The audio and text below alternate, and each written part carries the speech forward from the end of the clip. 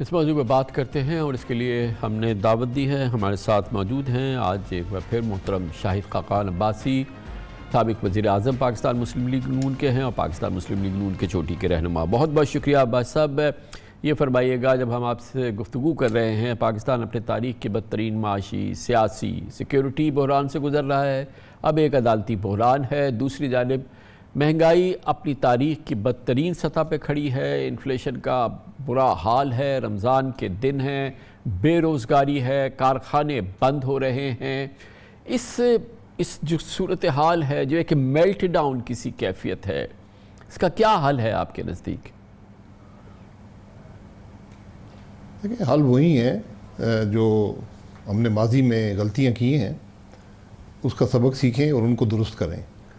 آج جہاں پر پاکستان کھڑا ہے، اس میں جہاں پولیٹیکل لیڈرز کا قصور ہے یا پولیٹیکل پارٹیز کا قصور ہے، جہاں اسٹیبلشمنٹ کا قصور ہے، جہاں پر جوڈیشری ہے، وہ اس سے بری عظمہ نہیں ہے. جوڈیشری کے فیصلوں کا ایک بڑا اثر اس ملک کی سیاست اور معیشت پر ہوا ہے، اور وہی اثرات ہیں جو آج ہم سب بھگت رہے ہیں.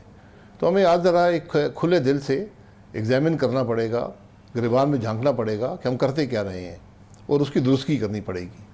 یہ آج جو بل آیا ہے، میں پچھلے 35 سال سے پارلیمان میں آتا جاتا ہوں، اتنا آبجیکٹو اور اتنا کلیئر بل اس سے پہلے شاید کبھی اسمبلی میں نہ آیا ہو. اس پر تنقید کو کرے تو مجھے سمجھ نہیں آتی کس بات پر تنقید کر رہے ہیں، کیونکہ آپ نے ایک واضح بات کی ہے کہ ایک ایسے اختیارات جو سپریم کورٹ استعمال کرتا رہا ہے سو موٹو کے، اور وہ استعمال کر کے ایسے فیصلے کیے ہیں جو ملک کی معیشت اور ملک کی سیاست پر بہت گہرا اثر رکھتے ہیں. تو آج ان پر کم از کم کچھ تو آپ نے لمٹس لگانی ہے، کچھ اس سسٹم کو بہتر کرنا ہے، اس میں ٹرانسپیرنسی پیدا کرنی ہے کہ ایسے فیصلے آئندہ نہ ہوں اور ملک کے معاملات پر اثر انداز نہ ہوں. بے شک بھائی صاحب، یہ ایک ایسا ضرورت تھی جس کی بازگشت ہم مسلسل کئی دہائیوں سے سن رہے ہیں، اور خود پولیٹیشنز اور پارلیمنٹ ہی اس بات کی کو بلیم کرنا چاہیے کہ انہوں نے یہ قانون اس سے پہلے نہیں کیا، بلکہ ریزسٹ کیا، اور کب کیا اور کس نے کیا وہ آپ کے علم میں ہے. تو اس کو باقاعدہ مزاحمت کی کہ ایسا نہ ہو اور یہ چیف جسٹس کے اختیارات کو محدود نہ کیا جائے. لیکن چلے اب ہو گیا. مگر آج جو پاکستان کا مسئلہ ہے اس کا چلے ایک نقطہ ہے جو کہ آج ہم نے ایڈریس کر لیا ہے. لیکن آپ نے بڑی ایک بات کی ہے، آپ نے کہا کہ سب اس کے ذمہ دار ہیں، اور یہ جو آپ نے اسٹیبلشمنٹ کی بات کی، عدلیہ کی بات کی، بے شک یہ ذمہ دار ہے، مگر یہ ایک اشتراک بھی رہا ہے.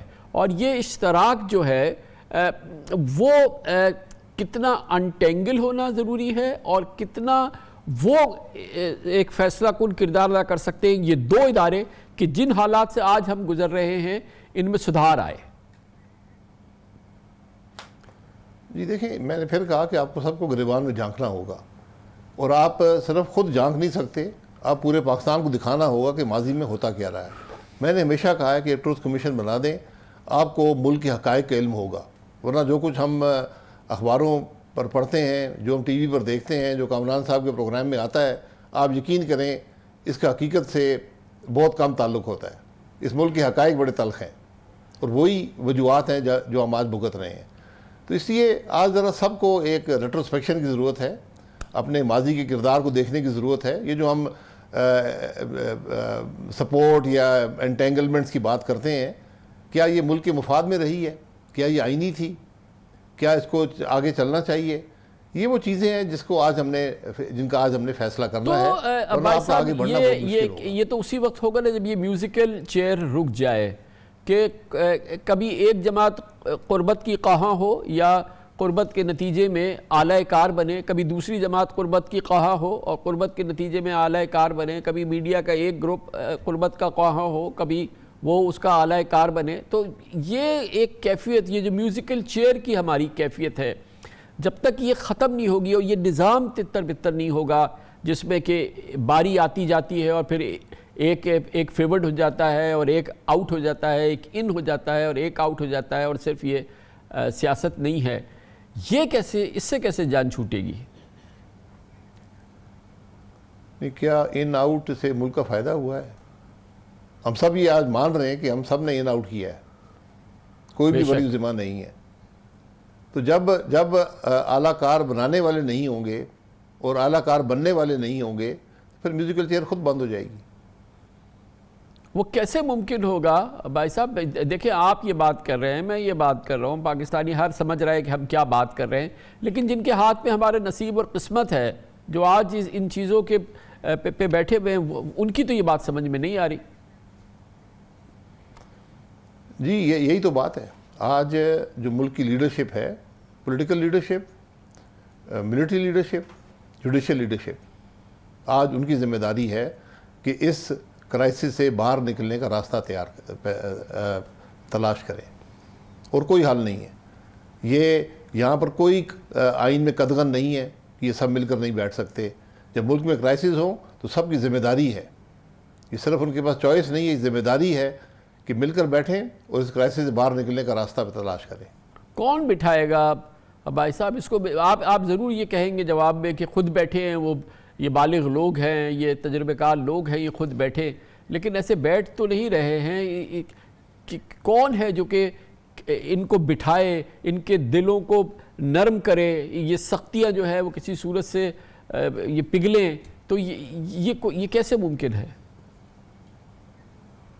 دیکھیں، میں آئین کے دائرے کے اندر اگر بات کروں، جو پولیٹیکل جو ہے پارٹیز ہیں، یہ لیڈرشپ ہے، وہ تو فریق ہیں، وہ تو حریف ہیں، تو باقی دو فورسز رہ جاتی ہیں، دو پوزیشنز رہ جاتی ہیں، چیف جسٹس کی اور آرمی چیف کی۔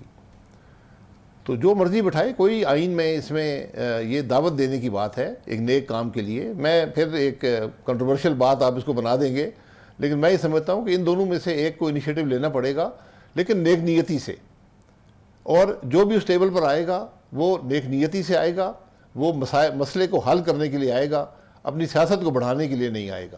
جب آپ یہ جذبہ لے کر اس ٹیبل پہ آئیں گے تو حل آپ کے سامنے خود آ جائے گا۔